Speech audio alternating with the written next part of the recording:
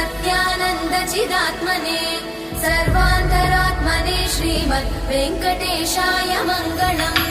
स्वतः सर्वविदे सर्वशक्तये सर्वशेषिने सुलभाय सुशीलाय वेङ्कटेशाय मङ्गलम्।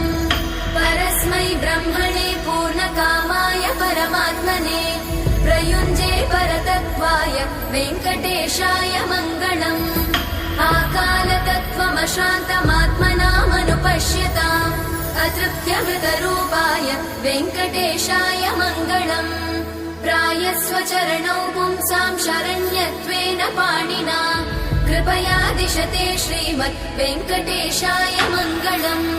दयामृततरङ्गिण्यास्तरङ्गैरिव शीतलै अपाङ्गैः सिञ्चते विश्वं वेङ्कटेशाय मङ्गलम्। स्रग्भूषां